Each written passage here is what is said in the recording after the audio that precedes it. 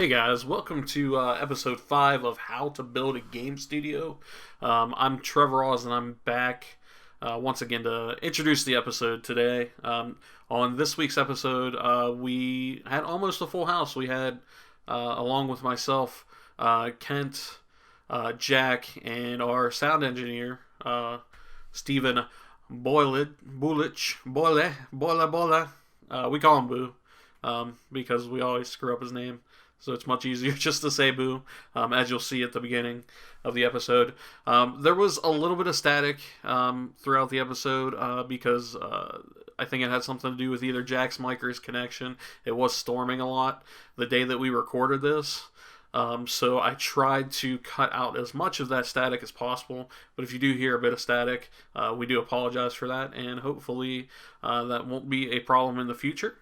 But other than that, we did record this before E3, so we don't really know what happened at E3 at that point. Originally, this episode was slated to come out next week, but due to some unforeseen circumstances, it's coming a week earlier, and next week should be the episode where I talk to Kent about E3 and his time at the show.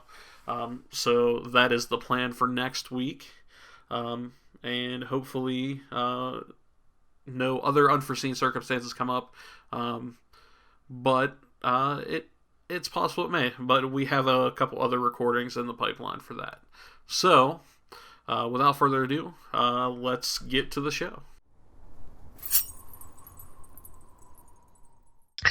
All right, well, this week we have almost a full house. We have our studio head Kent is back. Hello. We have our other programmer Jack. And we have our sound engineer, the guy in which you hear many of his music and sounds on this very podcast. Everybody welcome Mr. Stephen Boilegh. Stephen Boilegh. We call him Boo. Boilegh. Nope. Not going to say it right. That's why they call me Boo. How you doing, Boo? Oh, pretty good, Trevor. Pretty good. What's going on? A lot. We got a lot going on. So we'll transition right from screwing up Boo's name because it's fun. And going right into the state of the studio, which we've talked a bit about other parts of the studio at times on this podcast. So I figured we could talk a little bit about the music side since we have Boo here. So Boo, you do a lot of music. A good bit. Like a lot. What's your process for actually thinking of what the things that you're doing? Panic. No, I the way that I've been doing it is, so I'll read the script, right? And then kind of break the storyline down into different sections, right? And I base a lot of the sounds and the music off of, the emotion and tone of how I feel that scene is, but also what the environment is like, or as it's written in the script. And I just kind of take that approach, if, is it an epic scene? Is it a dialogue scene? And, different circumstances dictate different instruments and, working within the, the realm that we're able to work in, what equipment and, working within our ability. So that's kind of how I approach it. Not to mention that when he's at work, he'll send us a picture of a piece of paper that says do do do do do do do do, and then say I figured out a new tune. of which we have no idea what this means because we don't know music well enough. It literally will say do do do with up arrows for like however many bars, and then oh wait, no, it has to drop, so then there'll be some down arrows. And I'm like, I'll send it to everybody. I'm like, don't let me forget this. Yeah, we're very helpful in those circumstances. We won't be. We know exactly what you're talking about. So doing the music side of everything here, so far early on in the process, how do you think your biggest challenge, or what do you think your biggest challenge is? Well, I would say that I think Kemp might agree when we was starting out, the first issues were budgeting and equipment.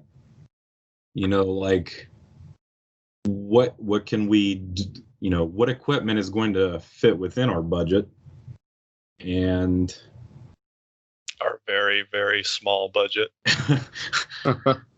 Non-existent budget.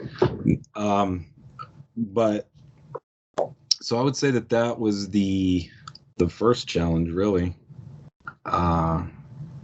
Yeah, I mean, you got to find out what it is you can work with to, create all this stuff that you need to.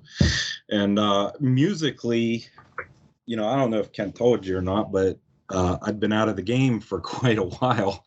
So coming back in and trying to remember a lot of the things that I had done back in school and stuff like that took a bit of refreshing, learning the new programs that we're using and all of that.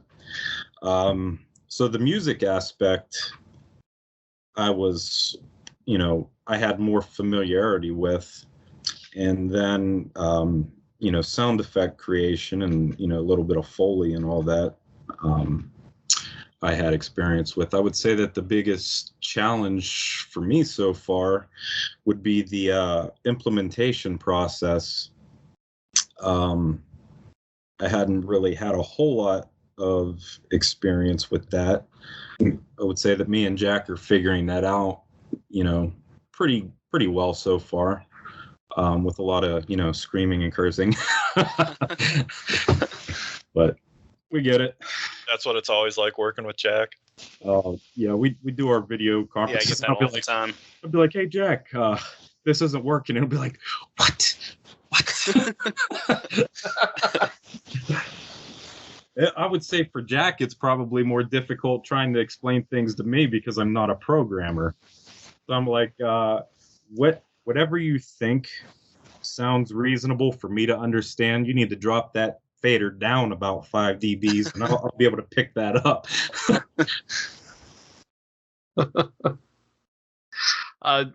So for you, Jack, what's it been like working on the sound side from a programming standpoint? Working with sound has been interesting for me because it's something I've like never even worked with a sound file before, so it's been a bit of a learning process, but we're picking up on a lot of like the tools that Boo mentioned and starting to really learn how to utilize them. And it's been pretty cool so far. To transition into just programming in general, have you had any, since the last time we spoke, have you had any other issues come up or any other challenges in the early development here? No, nothing major. I would think for the most part it's been pretty positive overall. Like, I think we're really starting to pick up the pace here and make some significant progress from like week to week even. Awesome. All right. Ken, is there anything else that you would want to throw in about anything you've been working on? No, I don't have anything too exciting. I mean, my past time engineering has been all engine side stuff, so it's just kind of been getting ready to support what gameplay features we need in the future. So that's a little bit of a state of the studio and what we've been working on, and I gotta say, like, I can't wait till we get to a point where we can actually share more music and stuff that Boo's been working on. Yeah, because it's so awesome. Yeah, I mean, I know we ain't read. I would like to talk about, some of the equipment and stuff that, we're using. I know we ain't at that point yet, but it's surprising me because the tools and stuff that we're using, I had not used before, and they're I'm extremely happy with what we've been able to do, given the limitations and stuff like that. So. Yeah, I mean, a lot of the things that I've heard that you've made have been just stuff that I could have never imagined, to be completely honest with you, because I'm not somebody that like hears music and is like, oh, I wonder if I did this and this and this and change some stuff around, how I could actually morph that into something else. Right. Yeah. So you can get a lot of different sounds from just a basic file. I mean, there's a lot of techniques and things that you can do to change stuff up. You mess around with it a whole lot. and I think that's one of our greatest strengths, is having you on that bit, because I mean, you do think that way, and it's different than I think probably any of the rest of us think. Right. I think it's you freak. Sounds like Jack's getting taken away in the storm. Yeah, sorry, Jack. You will be missed. No, I'm perfectly fine. I'm right here. I definitely think it's a unique thing, though, to have like an audio department for an indie game studio, though, Trevor. Because I mean, you probably know more about it than I do, but I would say that that's probably something that's lacking with a lot of indie developers. Is that true, or do they have to outsource most of their stuff? From what I understand, a lot of studios usually outsource it to somebody else. Right. Yeah, they usually get their soundtrack or music, or if they're a small studio of maybe like 1 to 2 people, that second person will be like the audio guy. Right. Whereas the first person will do like art and the programming and everything else. So that would be costly having to outsource like that, I think. I mean, depending on who you got and stuff like that, but yeah, it's got to be a big part of it. I think, and it depends on budget, and I'm sure there's guys out there like us who want to get into it and have a lot of talent like you do. So I mean, I think they probably team up with the right people if they know that they're making an indie game. But I think we have an advantage where we have a full team that can focus on in their own lane, right, so to speak. It's definitely an asset. Absolutely. So so guys, if you like our podcast music, that's thanks to Boo. And if you like our little ice shattering transition, that is also the handiwork of Boo. How did you make the ice transition, actually? Well, you remember when we first had that meeting over at Kent's house? Yeah. I had that little field recorder, that Tascam. Remember that, Kent? We were outside playing and recording different random sounds. Right. So we was walking through the snow and had the crunch sound. So we recorded that. And then that evening, whenever I got home, I was walking downstairs, and we have a dehumidifier down there. So I put my my headset on and was just wondering what kind of sound that I could get, because it was kicking out like a wind sound. So I recorded that, and then I added my own voice making the sound of wind, and then brought it into the software, which, once we get to that point, I'll talk about which software we're using and stuff. And, put it in there and, chopped and edited it and added different filters and effects and all that on there. And, I thought the end result was pretty cool. There was also a little bit of broken glass shattering, but you can. That's about the different process for it. That's where that came from. That's awesome. I mean, that's a lot of creative solutions that I just wouldn't have thought of, especially the dehumidifier. Right. You would be surprised at how many sound designers, most of their sounds are actually their own voice. Yeah, I wouldn't have thought that. I never thought that. I mean, until I seen it firsthand, I was like, "Yeah, be kidding me." Until you do a little research, and Yeah. then yeah, no, it makes a lot of sense though. Especially if you need to make a sound out of nothing. Yeah. So, all right. Well, that's the. I think that's the state of the studio this week. So I think now we can transition into something I thought about talking about on a previous episode, but hadn't. We had a lot to talk about. So, but on this one, I think I want to talk about what we've been playing. If we've been playing anything that stands out. I figure we could start with Jack Steele over there. All right. Since he's in the eye of the storm. Yeah, it should be safe for now. But yeah, recently I've been playing a lot of For the King. I don't know if you guys have heard of it. It's a new game that was just released on consoles. It's sort of like it plays sort of like a tabletop RPG that has like turn-based RPG encounters, and it's really fun. I definitely recommend it. You said it's a turn-based game? Yeah, it plays like the main board is just like you're playing a board game, and then as you go around and get into like individual encounters, it turns into like a turn-based RPG. Okay, so like you move around like a board game, but then the actual encounters are more like a Final Fantasy type. Yeah, exactly.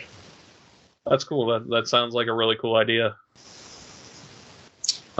Yeah, I've enjoyed it a lot so far. I know it's had some trouble recently with the like console release due to just like random crashing. But Iron Oak Games has been like super transparent and vocal about it online. And I think they just released a patch for it like yesterday, so they've been pretty responsive about that. So I'm eager to see how it plays now.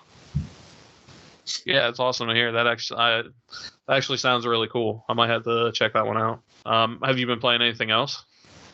I tried out a little bit of Dauntless, which is sort of just like a Monster Hunter style game. And the cool thing about that is that it's just like completely crossplay enabled.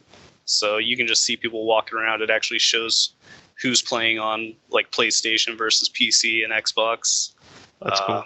Yeah, it's pretty cool as well. I've only played like very little of it though. Yeah, I was curious about that one. I wanted to check that out myself, especially when I heard that it does have complete crossplay, which surprised me. I mean, granted, it is an Epic game, but True. I was still very surprised that it had complete crossplay out of the gate. I'm really impressed that they pulled it off like right from launch. Yeah, you don't see that, and it's really only the third game that's had the ability to do crossplay across all platforms like that. So hopefully we'll see some more bigger companies doing that, because I know there are some big games that I would love to play with people on PC or PlayStation, that sort of thing. Yeah, exactly. It's a pretty badass feature. So Boo, you been playing anything? I actually went back and restarted because I hadn't played it in a while. It's not a new game, but I'm playing Ghost Recon Wildlands because I want to get prepped for the new Ghost Recon Breakpoint that's coming out. Have you seen the trailer for that? Yeah, it looks really good. Oh my god, it's got the dude from The Punisher. Yeah. I can't wait, Trevor. Yeah, Shane from Walking Dead. I'm John Barenthal. But yeah, I mean, that's pretty much what I've been playing lately. Yeah, I Ghost Recon. I played a little bit when it first came out with Kent and Jack and Genevieve at the time. But I never actually bought it. But I've been wanting to go back and play it because I saw the trailer and was like, I never really played a ton of this. So I probably will go back and play it once I procure it from the great Steubenville Library. I would like to share a wonderful story about playing Ghost Recon Wildlands. Please do. In particular, Jack and Genevieve and I were playing one time, and we are very, very good at the convoy missions where you have to basically you have to stop like an armored transport and capture it, and then you take it elsewhere. They're like little side missions, but when I say we're very great at them, what I mean is we are god awful at them. And we kept trying to stop this one convoy, and it just kept knocking us off the road, and its guards would kill us, but we just kept respawning and trying. And at one point, I can't recall who it was driving it, but we had thought that we lost the convoy. We thought it got away because we had destroyed all the vehicles. And I think it may have been Jack who goes, "Don't worry, I've got this." Hell and then we look over, and he just ramps up this hill, and he's driving a farming tractor. And it goes, like 5 miles an hour. There's no chance he hasn't catching this convoy. Yeah, that's one that got away. Flying down the road in this tractor, trying to gun this convoy down. Pretty amazing when you have a crack team. What you can pull off in that game. Got to send in the decoy and have everybody else do it.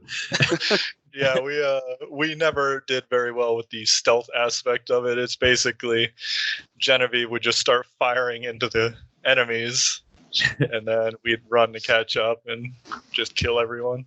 Yeah, I don't think we ever even considered stealth. No. For a second. It's difficult in that game. Like if you get caught, like the people they don't stop coming. Like the entire village is coming after you. And they know where you're at instantly. It doesn't matter if you run away and hide in a field and you're got 10-foot bushes over your head. They're like, "Oh, he's over there." You got to drive away in that tractor. Yep. It's the only way. The only way is a tractor escape. So other than Ghost Recon Stories, what have you been playing, Kent? I have not had a massive amount of time to play because, as you guys know, my wife and I have a new corgi puppy who takes up a massive amount of time watching and playing. So you've been playing the real-life version of Nintendogs? Yeah, pretty much. Watching both of our dogs now. I have been playing in my spare time. Usually when everybody goes to sleep, I get a little bit of time in playing Fell Seal Arbiter's Mark, which is a pretty great tactical RPG from another indie studio. I believe Six Eyes Studios. Yeah. Yeah, it's really good. I actually backed it on Kickstarter originally, and I don't even remember how long ago. It seems like forever ago. But yeah, it came out. It's one of the better tactical RPGs I've played in quite a while. So, hats off to those guys. They've really set a high bar for us to hit whenever we get around to releasing. You got really good music in that game. Mm-hmm. Yeah, the music and stuff that I've seen from the trailers, and it's definitely one of those that I've wanted to check out, just haven't had the chance. Is that the only thing you've been able to get into, Ken? Yeah, that's pretty much been it. Other than that, it's usually if I get a couple minutes off, I'm either coding or watching Netflix while I watch the dog at the same time. Makes sense. So I've been playing a lot of. I was playing a lot of Division 2 there for a bit. And that game is super addicting. It's really fun. They had a really good end game that felt rewarding for a little while. And then they came out with the new raid, which, if you're a console player, is a little disappointing. But the rest of the game is still great, so it's still worth putting some time into if you want to have some fun. You said you didn't like the raid? The raid is just... I think the problem is that the raid is designed in a way to where you have to have a certain type of build for your character, or you're not going to get through it. And it's extremely hard on console as compared to PC. I think that has to do with the aiming and just the way the PC plays games compared to an Xbox or PS4. Yeah, that's the main thing I had heard about is how like no one on console was able to even beat it. Like not a single squad was able to beat it for I don't know how long it had been. I think it was 3 days, 3 or 4 days compared to PC players who beat it like within the day. And then it took that group that did beat it a total combined 36 hours to beat it on console, which is insane and way more time than I wanted to put into it. And once I heard that, because basically if you go through like trying to find stats for gear, which you get gear from like doing everything in the game, but if you're looking for a specific stat, the specific stat that helps in the raid is damage to elites. So you kind of have to spec all your gear to damaging to elites, or else you can't do anything. So it kind of takes like the fun out of having different people have different types of builds. Oh yeah, that makes sense. So I think they need to do some like adjusting there to make like different builds actually make a difference at certain parts. But they're always updating the game, and I think they know some of that. So we'll see how things progress. It'll only get better because Ubisoft's really good about their quality of life with their games and making sure their games have like such a good tail at the end of when they come out. I mean, look at a game like For Honor or Rainbow Six that still has a ton of support now, and their communities just love those games. I love me some For Honor. Yeah, it was a good game. I never got a chance to really play much past the beta for it, but I know a lot of people played the crap out of it and loved it, and still do because they continually update it. Because you don't have enough honor, Trevor. Trevor, bring it on.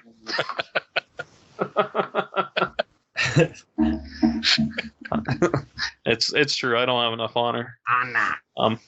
But yeah, I've been playing Division 2, and then I've been unfortunately still stuck in the Elder Scrolls Online ecosystem. Oh, do you play that game? Yeah. Oh, I didn't realize. Yeah, between that and Division 2, I'm surprised you don't just like sell all your other games. I should. Yeah, I mean that's mostly what I've been playing. Elder Scrolls Online, I'm kind of at this point waiting for the next expansion to hit consoles, which is next week. So, well, as of this recording, it's next week. It'll be a couple weeks ago. It's great, guys. Real good. You should check it out. Beyond that, I wanted to talk about this week, essentially the future of video games. As in, where would you like to see games go? What kind of stuff would you like to see in games in the future? Like, where do you want the technology? Even if you want the technology to go in like a crazy like way that no one expects. I'll actually start with Kent. Son of a bitch. Just because I thought that we had a different topic this week and I prepared something for that doesn't mean you should start with me. Well, I already started with you, so. So it's a really tough question for me, really. I know a lot of people kind of have a strong feeling about where they want games to go or what in particular they want to see, something new or something original that they don't often see from games. For me, I think the big thing is I like to be surprised. Like I really like when a brand new just game idea or a brand new kind of genre defining game comes out and no one really expected it, and it's it's just amazing. And then obviously when it comes out, everyone's like, oh wow, we never thought about that before, why not? So that's really what I just want, is to continually be surprised by new ideas, new genres, new gameplay, something that I don't expect. I guess if you're looking for something a little more concrete, I think we should just continue kind of. It's actually become a much bigger focus in recent years, which I think is great. But I think accessibility is very important in games. Just letting everyone who wants to play. I think that's a great thing, and I'd like to see that continue to be expanded upon, especially by the larger companies who, have enough resources to be able to handle that. I know it's tough for a lot of, the indie devs to be able to do it, but just as a whole, it's something I think we're doing better on. And then, just continued refinement on kind of what we do best. For me, I know it's kind of popular right now not to like these things in games, but I've always liked the power fantasy, just feeling like a total badass. And let's continue honing that kind of experience with really immersive stories and really interesting and realistic, well, not realistic characters per se, but, fleshed out characters. So it's not just mindlessly being a badass and killing people, but, kind of encompassing that in the entire package and just pushing forward with, I think, what we know and what we do well in games. I think that's I like everything you said there. For sure. What do you think, Boo? I got a couple of responses. I guess I would say that, in my opinion, I feel like the future of it and stuff is definitely leaning more towards an indie vibe. I think that there's a lot of people that just want to tell their own stories and do it their way. Mm. And earlier I was reading an article. It's an older article by Ben Minto. He worked on Star Wars Battlefront. Yeah. And he basically had a quote, and this is like for, more so for like the audio guys and stuff like that. But basically, he said, if you can't find an audio style that works for you, make your own game to match your own techniques and your own abilities. And jumping from there, there's something that I feel is going to be a bigger asset in the, in sound for games. And it's relatively newish. I mean, there's been forms of it before, but I think it's growing a lot bigger, and it's called object-based audio. I don't know if any of you guys are familiar with it, but in a nutshell, basically, if you can picture a surround sound setup like a regular 5.1, which at most, like most people have at least a 5.1, but there's a lot of people that's still working on just your basic stereo system, and what it does. Don't judge me.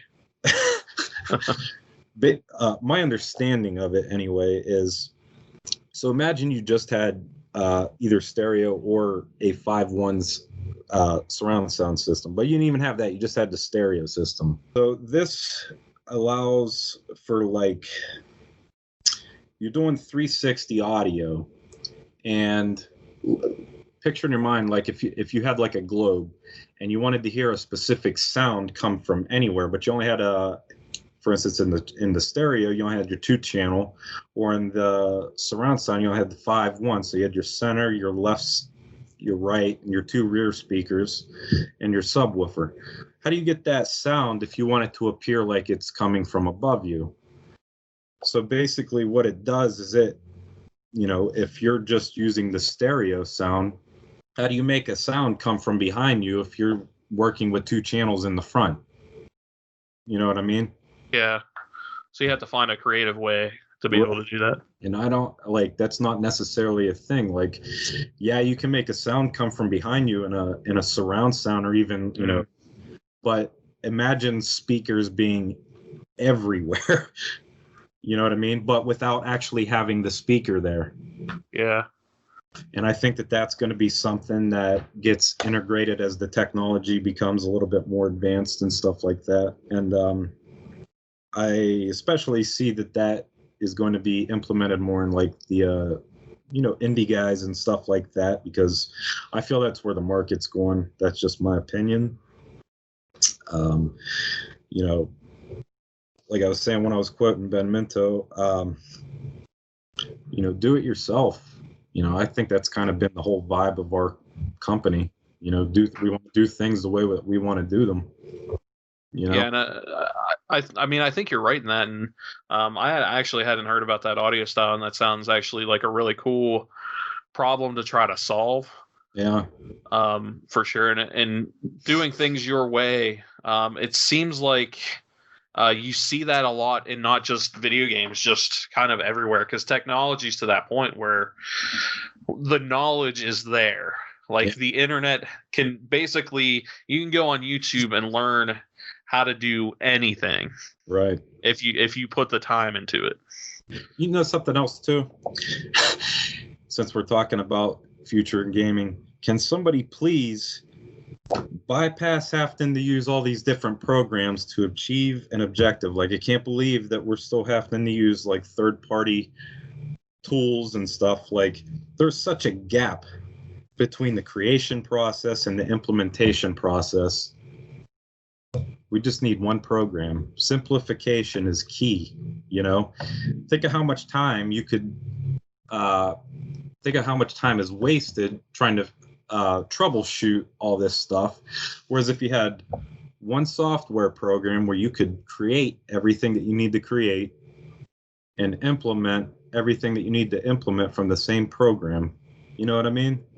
Yeah, it would be a much easier process to troubleshoot one program instead of troubleshoot 5 programs. Right. And I mean, like, you can do a lot of things creatively from a music production software. You can do a lot of things independently from an implementation software, but they're both lacking in what you actually need. Like, you have to put the two together, Yeah.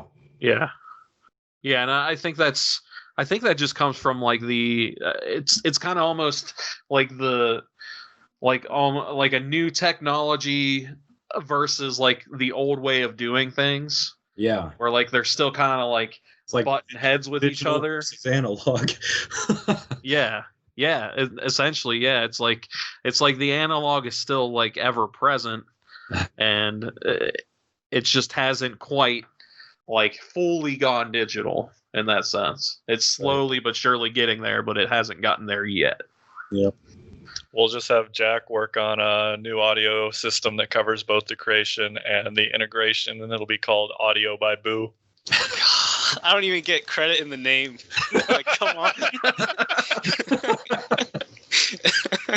I'll kick you a 5, Jack. Oh, this is terrible. Hey man, the guy that gets the idea gets the credit, right? It's all mine. That's how it works. God, this sucks. So, future of games, Jack. What do you think?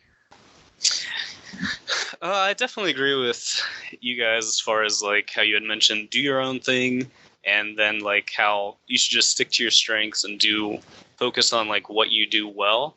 Because I also really want like game developers to do that more often, and like just show how good a game can be when they focus on things like that, just to hopefully like get rid of some of these like random unspoken restrictions that people seem to have on games. For example, like the whole idea that like an RPG, if it's not 100 hours long, then it's like not even, some people think it's like not even worth looking at. It's a no effort game, that there's just not nearly enough content in it.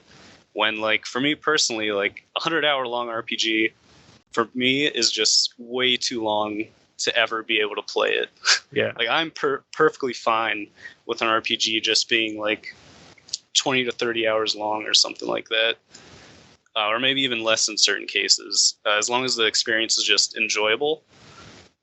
And like there's so many games where like I don't want to have to put in the time to do all these random fetch quests, because like the inner completionist in me is definitely going to want to do every single one of them. Yeah, and then like if you skip those, you're going to end up getting to the final boss, and he's going to be like, oh, you clearly didn't fetch those 10 eggs for the 30 people that wanted you to, so now you're just weak and pathetic. Why are you getting 10 eggs for 30 people, man? Those people need 30 eggs. I'm saying 10 for 30 separate fetch quests. I wouldn't play that game. Yeah. Oh my god. Yeah, I was gonna say, yeah. That seems like too much fetching, but no, I agree with you. I think a good 20 to 30 hour experience is better than a long 100 hour that just has basically a bunch of side quests that are just there to fill it out. Yeah, that's just filler. Have to meet this like random thing for 100 hours, like this random limit that you need. Yeah, this perception that people have that like the longer the game is, the better it is. It's like it's not necessarily the case. I mean, you got to think about people who are our age that are working jobs, or like Jack, you're in school and working 2 jobs essentially. Yep. So people need time to do stuff. But yeah. Anything else that you wanted to talk about? No, that's mostly what I would really like to see. And other than that, I don't know. I don't know if it's too real or not, but I just want like all my favorite studios to just be able to survive in this market. I don't know, like what sort of solution there would be. Like, I hate to bring up a problem and not have any idea as far as a solution, but that's what I would love to see. Yeah, I would definitely agree with that. But yeah, I don't know what the solution is either, other than people buying games. But I mean, that's very much putting an easy stamp on a complex problem. Mm-hmm. So clearly the solution is to add battle royale modes to everything. Speaking of which, we would like to announce that no, we wouldn't, and we'll never announce that. The only official thing about the game that we'll announce right now is that there is no battle royale mode. Confirmed. 100% confirmed. Confirmed. But what if Boo made 100 sound files and we put them into an island, and only one comes out on top? Sure. If you and Boo program that, we'll put it in the game. Okay, we got it. We got our sound battle royale. We're doomed to fail. No, yeah. I think. And I'm stealing the credit. The game by Boo. No, I think you all had some great stuff. I wasn't sure what you guys were going to come up with, especially with the way technology goes. It's kind of hard to say what's next. I think like the possibility of stuff like alternate reality stuff is really cool. Like the stuff that Microsoft was doing. I thought that was really cool to have. Basically, when they showed like that Mega Man type game where something burst through a wall that was physically there, and that you could play games like that. Like, I think changing up the way we play games in a way is cool, but maybe it doesn't always work when you're trying to come into somebody's living room and you're thinking about space and stuff. So, but yeah, I just want a lot of what you guys want. Just a lot of basically developers doing what they do best and being able to do things their way and tell their own stories, and me figuring out which ones I like and which ones I want to connect with. There you go. There's the one extra thing to add on: discoverability. And like Jack said, it's tough bringing up a problem without a solution. But yeah, I think if we could get sort of an algorithm to actually, or a company who would make an algorithm to give better recommendations on what you play, instead of a lot of companies, I think, just give you recommendations on what they actually want to sell you. Right. A certain video streaming service comes to mind that I can think of. I will not mention any names. But my recommendations are things that don't make sense and have no relation to anything I would ever watch, but because but because they produce those things that you don't wanna, yes. they produce the things you don't want to watch, so that's the thing you want to watch. Yep.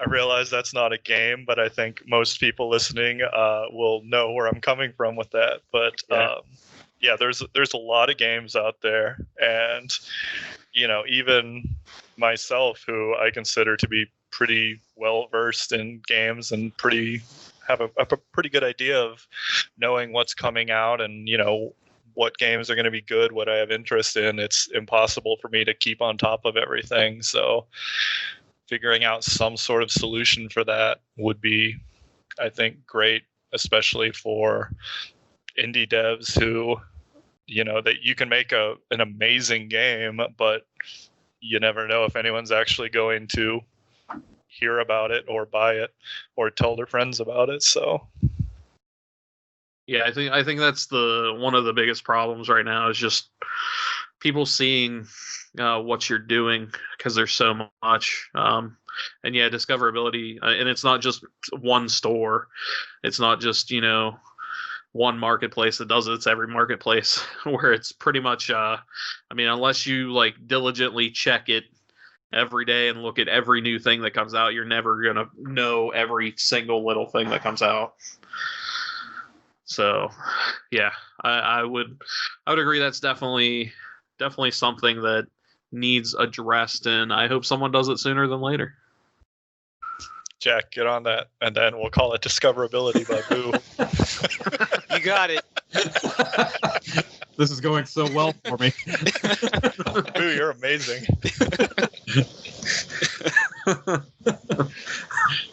Boo just has his stamp on everything. And this will all come into a company that is called Ideas by Boo. Be a billionaire. Winterborn is now a subsidiary of Ideas by Boo. Yeah. Winterborn by Boo. All right, well, I think that's it for the future of games. So thanks, guys. Thanks for coming on the podcast this week. You are most welcome, Trevor. Thanks for having us. It's pretty fun. Yeah, you guys are all right. Yeah, I kind of like them. I kind of like these guys. Hey, and thank you guys for listening to this week's episode of How to Build Game Studio. Like I said earlier, next week we should have Kent on to talk about his time at E3. Again, as long as unforeseen circumstances don't come up, because it happens, it's life. We all have seen that happen. So, but other than that, just remember that you can follow Winterborn Games at Winterborn Games on every possible social media site that you can think of. Trust me, I've registered that damn name for every single one of them. So please follow us on those. We really appreciate it. And if you get a chance, if you're listening to us on iTunes, be sure to go on iTunes, rate and review us. It helps us a lot with people being able to find us, so that they too can listen to our ramblings, and so that they can know all of the future products, obviously by Boo, coming out. And then you can follow me on Twitter at Trevor Oz. You can follow Kent on Twitter at Profession L Kent. And you can follow Jack on Twitter at MF Tankbeast. Boo is not on Twitter. It's just not his kind of thing. Boo likes to live his life a bit more privately, and we're all cool with that. So, anyway, guys, we thank you guys for listening, and we'll be back next week.